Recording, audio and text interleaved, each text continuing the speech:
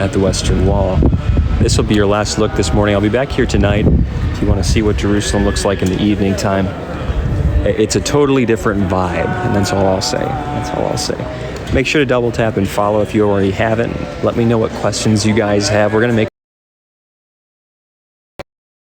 here together, and we're going to go up to an outlook point, which has, in my view, $1 trillion view. See this group right here to the left? Very, very common sight. Tour groups. Most of them from Western countries, although occasionally you'll get a very large group of South Koreans or Filipinos and so forth. Brazilians occasionally, but I would say overall the broad scope of visitors are from Western countries, and I would say the United States, even in the last 5 years, has significantly increased the tourism. I've been shocked, actually, even in the short time that I've been here, coming up on 6 years now. The absolute volume of American tourists it's overwhelming. It's overwhelming. Hey, appreciate that. Thank you. Your last look at the Kotel in the morning time. Make sure to double tap and to follow to be part of the action. You know, a lot of people watch these lives and they get confused because of what they read on the media. They think, Jerusalem, you know, I'm not sure if I'll feel safe there.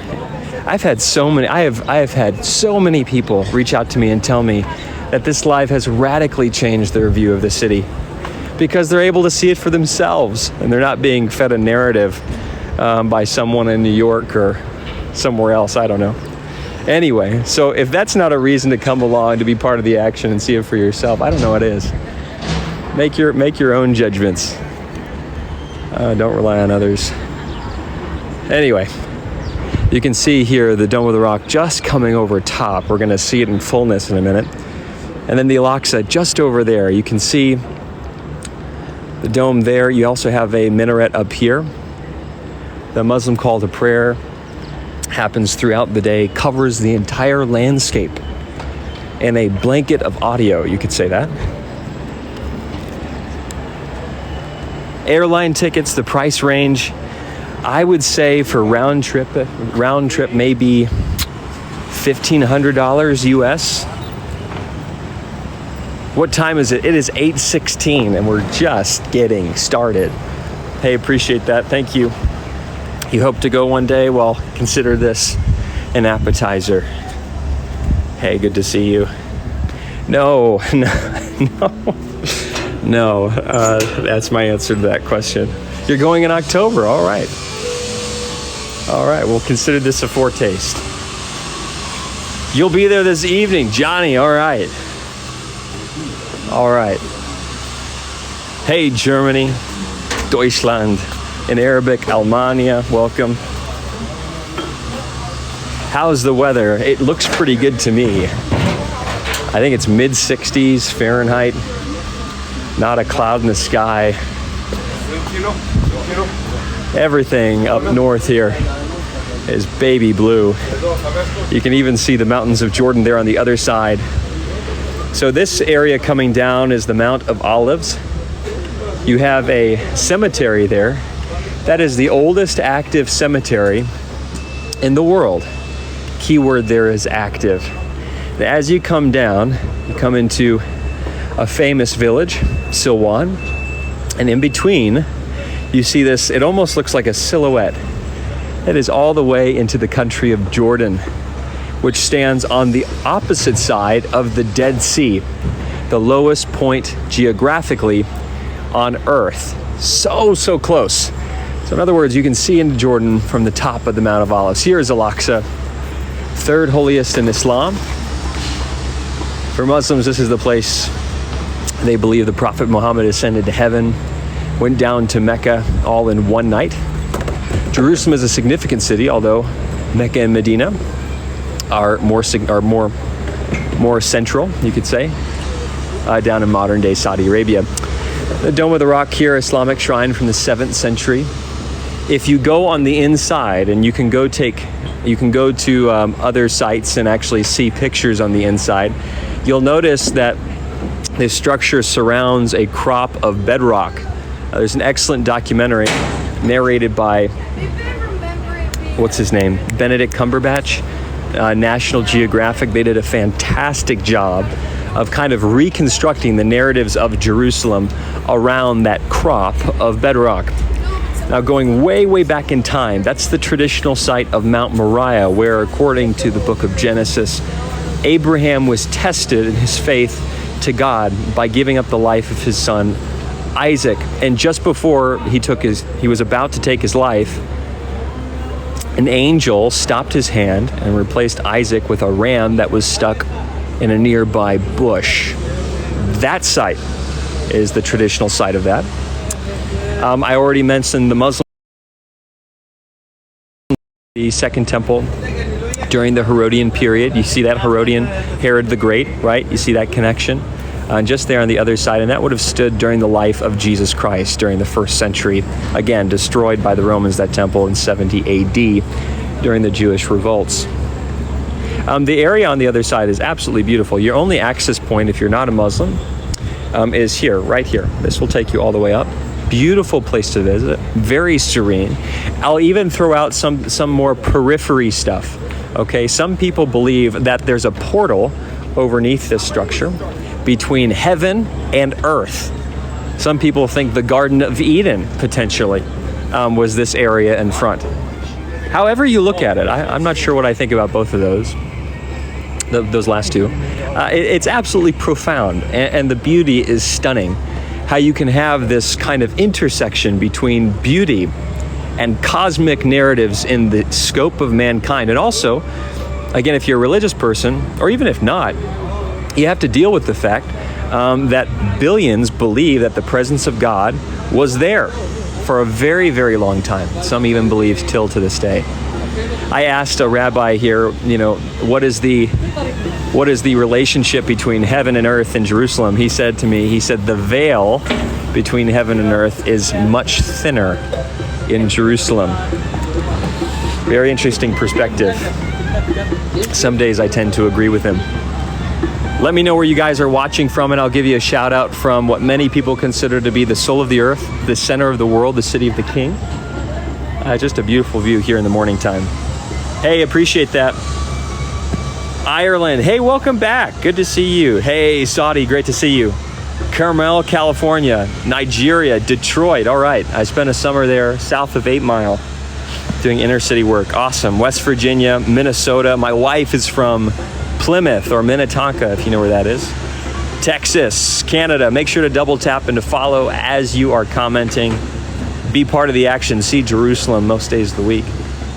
Hey, New Mexico, Washington, Los Angeles, California. How long of a flight? Well, it's going to be different. From Newark, New Jersey, it's about 9 hours, 9-ish hours. Los Angeles, man, I haven't taken that flight. I would imagine it would be maybe 14, 13. If someone's taken that, let me know in the comments. Hey, Mexico, Alabama, let's go see the Church of the Holy Sepulchre, the place of the resurrection of Jesus Christ, also the place that preserves the living memory of his crucifixion as well. We'll see it here in just a moment. We've got some action on the way. You can just see how steep this is. This area up here is part of an archaeological museum. I think it's under restoration. The Gerson Center here in front is creating an elevator that will take you right to the hotel. Hey, appreciate that live gift. Thanks so much. Is it already 74 degrees? Goodness. Hey, South Carolina. My father grew up in Columbia, South Carolina. Okay. You guys see this? We're getting a bit of an inside view. That is a lot of work. Hey, Boston, Tampa, Vienna. New Hampshire, good to see you. Hey, Columbus, Ohio. Guys, if you haven't already, make sure to go follow Omar's Mosaics. If you're one of their first 1,000, you get a chance to win a Gethsemane Cross mosaic for free. It's a $150 value. You can actually take a look at it through that pinned video on my profile. Very, very exciting promotion they're running. So go follow them before time runs out. Excuse me. Appreciate that, Pamela. Thank you. What a view, right? You know, it's really nice that the Holy Land is pretty. Not like it changes the stories, but in a way, it just adds another layer of appreciation that something so spiritually and historically striking could be so beautifully striking as well. Hey, San Antonio. Yeah, it's the Mount of Olives just over there. That's the place Christians believe Christ ascended to heaven, where they believe one day he will return. Just on the other side. Goodness. There's I'm sure there's a German word for this. Does anyone know the term for, when you, like, let's say you're at a bonfire and you like kind of get into a trance just watching the fire burn? Does anyone else, what is that effect called, that feeling called, where you can just stare at something for an hour or 2 hours? Can someone look that up? I'm curious. The reason I say that is because there's actually a lot of things in Jerusalem that have a similar effect. You could just stare at for hours on end. Mesmerized, hypnosis, no. I don't think that one. Yeah, something like that.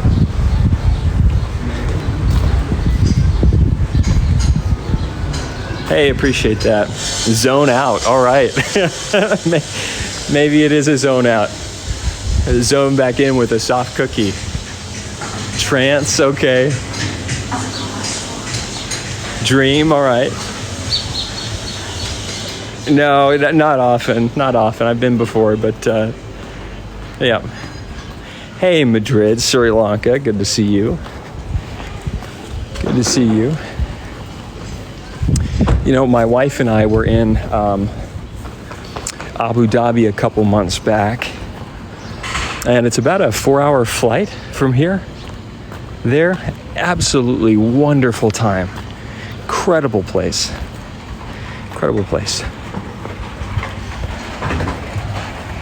Anyway, the only reason I say that is because there was actually a very large amount of Indians and Sri Lankans in Abu Dhabi, which I didn't expect. Hey, appreciate that. Thanks so much. Okay. Hey, Malibu, California. Surf's up. That's a top shelf USA destination. Hey, I'm doing great. Thanks, Nebraska.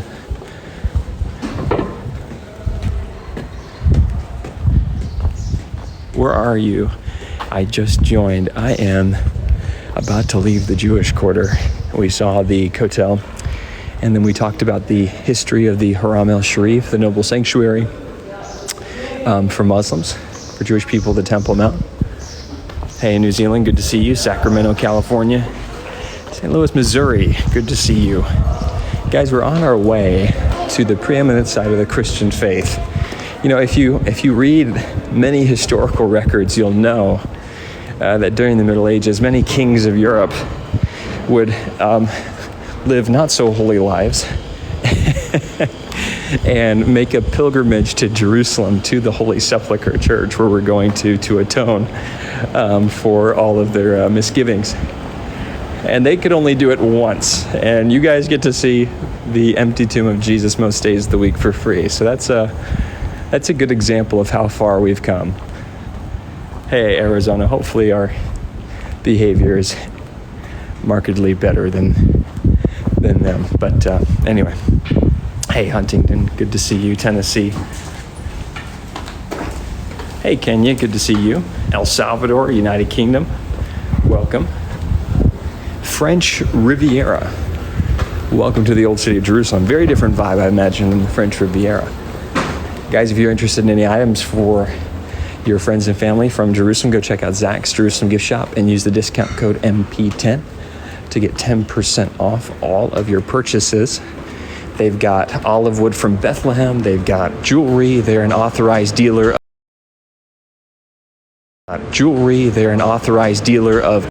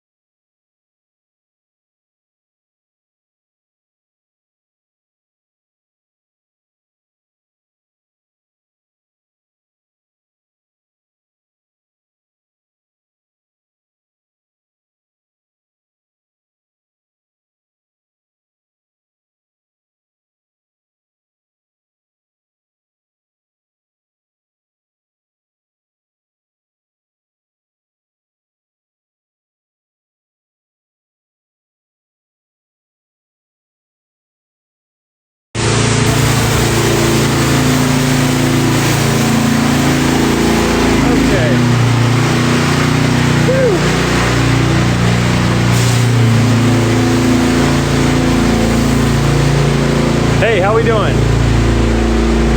Just momentary. Yep.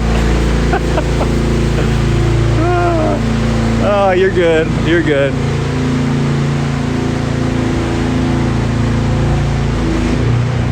Hey, let me know how the audio visual is. Hey, Miami, welcome. Good to see you.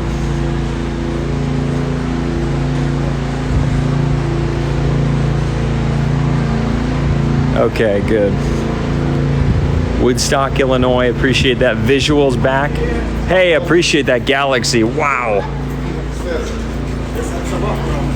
When is the best time to visit? March? That's my opinion. Where am I headed? I am headed to the holiest site on planet Earth. We're going to go see the empty tomb of Jesus and the hill Golgotha. I appreciate that. Someone's asking for items. Hold on. Oh, sure. Go to Zach's Jerusalem gift shop. Their link is in my bio. And the discount code for you, exclusive to this channel, is MP10. Sure. Well, yeah, it's just through that my link tree just underneath my profile.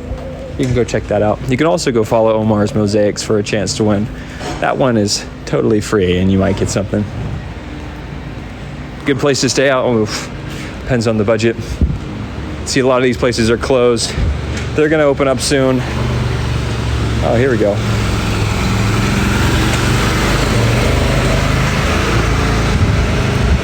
Okay. Hey, Highland, California. Good to see you.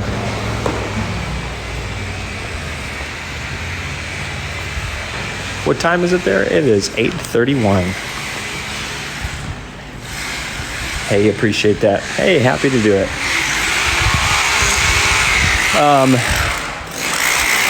Can you guys see this all right?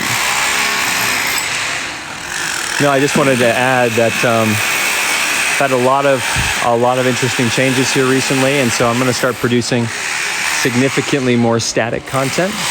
So I'm going to alter a little bit the live stream schedule here. I'll speak more about that at the end. Probably going to transition it more to the evening time in Jerusalem rather than so early in the morning here. Or excuse me, just in the morning here and so late for where most of the audience here is. Okay, let's go see this site. Can you guys hear that in the background? It's this guy right here. We're doing active construction work. It's like digging out the stone.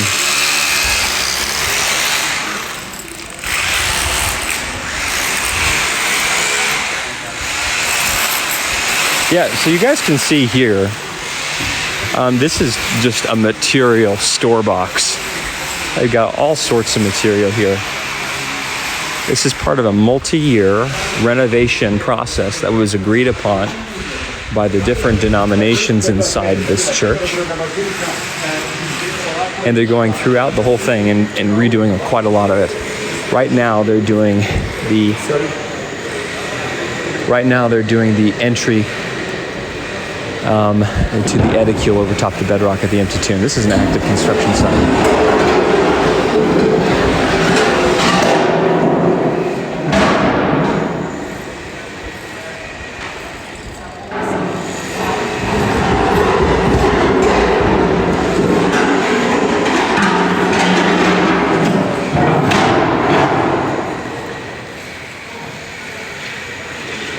Hey, Philadelphia, good to see you. Good to see you, appreciate that. So Golgotha is just up there behind me. The edicule here over top the bedrock of the empty tomb. Now, a lot of people come and they look at this and they're like, okay, so what do I do with this?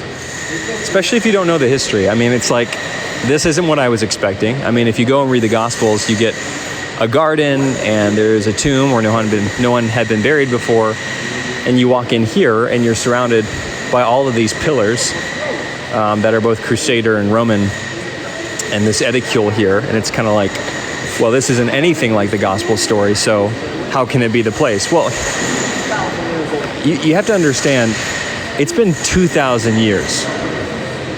A lot of junk has gone down, okay? That's just the truth.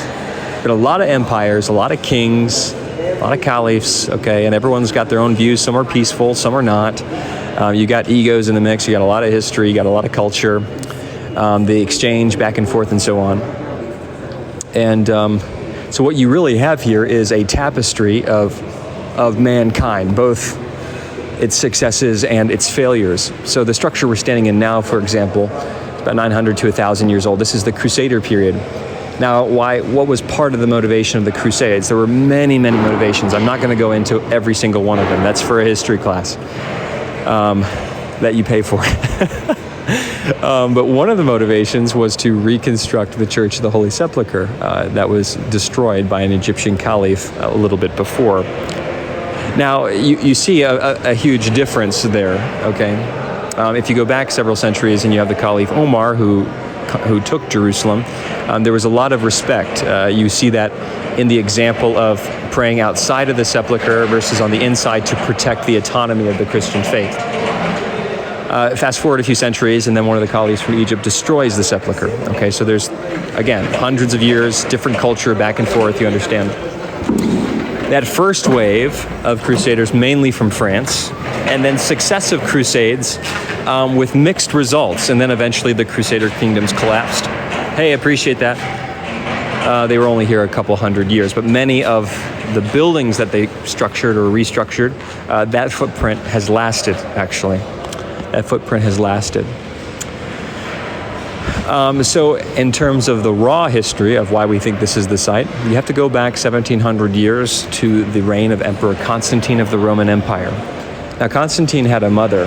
Her name was Helena, and Helena came here on a pilgrimage to find what sites are linked to the life and ministry of Jesus Christ. The preeminent one is here in front. When she came here, according to the story, she asked the locals, where is the empty tomb of Jesus? And they pointed her to this location. So they broke ground in 326 and completed about 10 years later. And that church that was constructed during the Byzantines or the Eastern Roman Empire, remember this is Constantine, he moved the capital of Rome from modern day Italy to Constantinople, which is Istanbul today. Okay, so we get Byzantine, Eastern Roman Empire from that. Anyway. You fast forward 700 years. Again, that's the Crusader period, and then you have this. Now, this one is several hundred years old, but more recently, and this is quite exciting, archaeologists have come in and they've excavated the bedrock underneath this structure, and they've dated it to the 1st century, and also with the way of burying. No one else would have been buried here as well. So the way of burying, the dating of the stone, and church history all come together in this site. Now, a lot of people don't like that. And a lot of that has to do with culture, and I understand that. My background is Protestant, evangelical from the United States.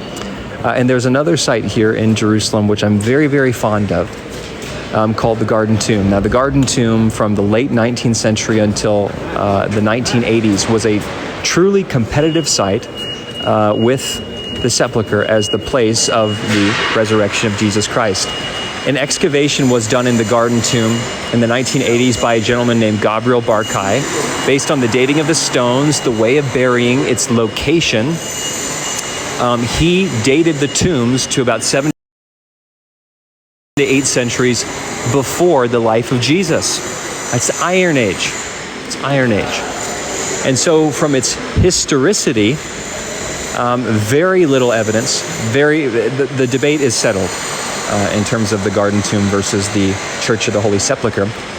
But there's still a bit of tension for it. Now, why? And there's a few reasons for that. The first one is denominational. I mean, if you look at this whole place, where do you see a Protestant footprint? You don't. You don't see a Protestant footprint.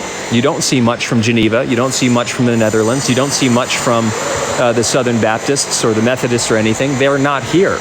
They're not here. You have the Roman Catholics, the Greek Orthodox, the Armenians, the Coptic, the Ethiopians, the Syrians, etc., etc., etc. These churches which claim apostolic succession and whose histories go all the way back to the time of the disciples. For the Protestants, they just came much later, beginning with Martin Luther and then into successive movements. They don't have a place here. And so if you're a Protestant and you're visiting Jerusalem, you are going to be feeling... You think about this. Think about it this way. Of all the places in planet Earth that you should feel at home as a Christian, it should be here at the place of the resurrection and redemption of mankind.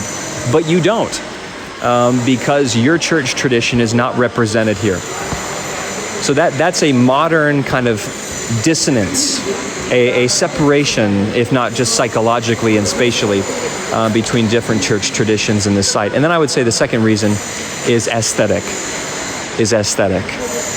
There is very little of a tradition relative to the Greek Orthodox and the Roman Catholics for visual representations of the stories and scriptures or the way that the churches were designed. And so it just doesn't fit the culture of the West and the United Kingdom and the United States especially. So those cultural differences and of course the difference in place name are part of the division there. So that's a little bit of it. I'm going to make more content associated with that in the coming days, just to put the evidence out there for people, because there's a lot of misinformation around both sites. And I think this issue has been more or less settled since the 1980s in terms of the historical placement of the tomb. So anyway, that's my 2 cents on that. The Coptic church section is just here on the right, and they are closest to the original bedrock. We're going to pass by briefly, and you'll get a chance to see that. I appreciate that.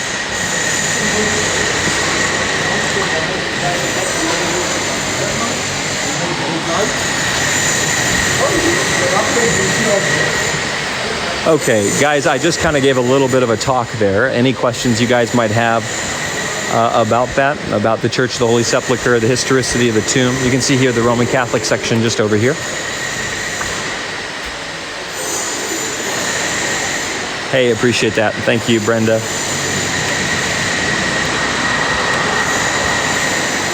I don't normally, hey, appreciate that. Any questions? And then I'm going to give you guys some information. Here's a tip about this section of the church. You're going to sleep. All right. Hey, bless you. Have a good night.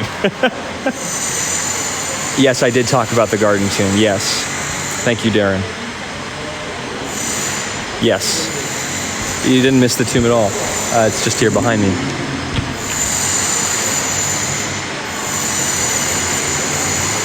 Yep. So here's the thing, guys. I'll just jump into it before I talk about this adventure that I had in college. I'm going to start producing a lot more static content on this page about the city of Jerusalem for people to come and revisit. I've had so many people reach out to me and say, I love tuning into the evening live streams versus the morning. And so I'm thinking about adjusting that and focusing more on producing static content in the mornings here.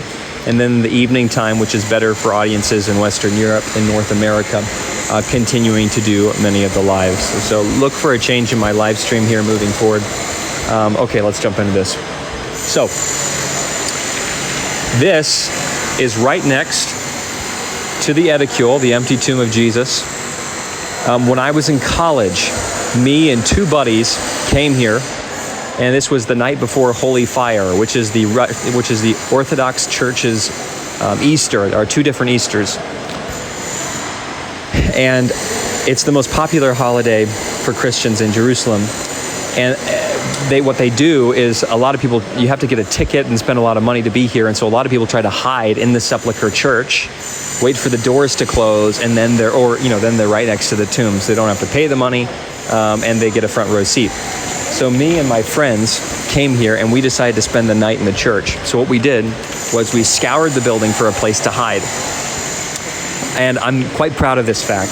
I went up there, and there's a little metal railing there, and you can actually climb up and lay in what is kind of like a small little container in one of the pillars there on the other side. And unless you having agility and you can do pull-ups, it's very, very difficult to get up inside there.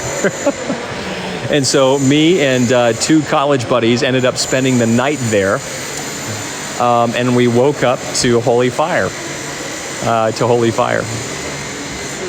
Well, one of them did. My buddy and I, Jack, came and passed out in the Greek Orthodox section and ended up getting a police escort to Jaffa Gate.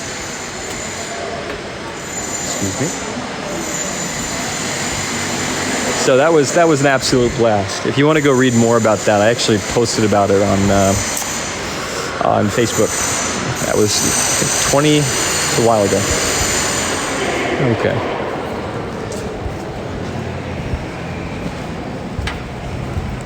Okay, guys.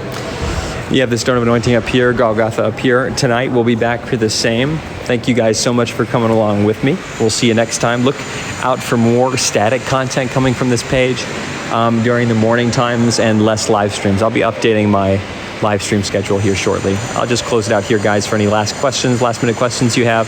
Thanks for coming along. Moderators, thank you. Subscribers, thank you. If you guys would like prayer from Jerusalem, I'm happy to do that. So fill out a prayer request through my link in bio. Go follow Omar's Mosaics. If you want anything, go check out Zach's shop. Let me see if I'm forgetting anything else.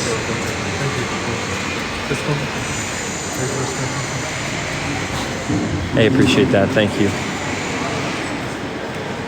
Hey, appreciate that, man. Brood Squad, all right. Appreciate that. Hey, Los Angeles, thank you. Awesome. I'm glad you enjoy it. Hey, appreciate it.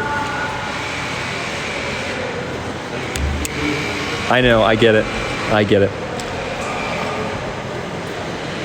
Hey, Bethlehem, great to see you. What denomination am I? I grew up Baptist. Can you believe that? Yeah, I grew up Baptist. Hey, Kansas, appreciate that.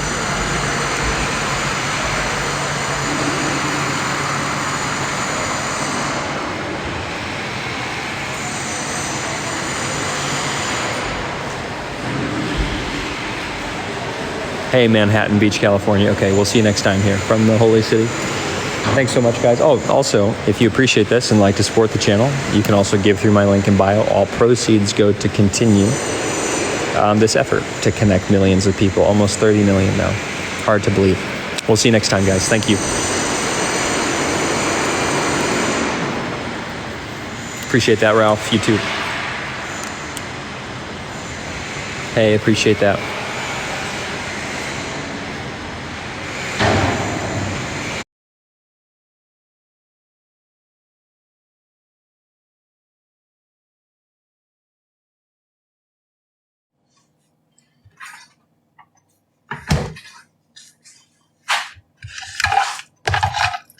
Actually, I might just stick it on bread.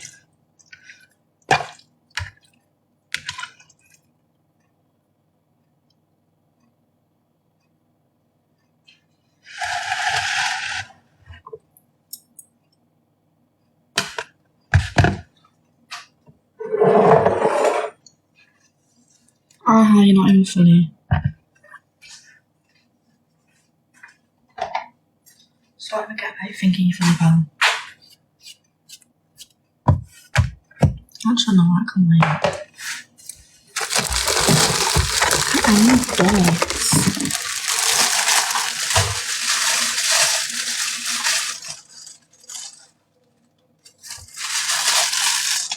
Imagine looking angry at 6 AM. The day it even started, it good. Mate, I got slumped. Can I see your belly button piercing, please?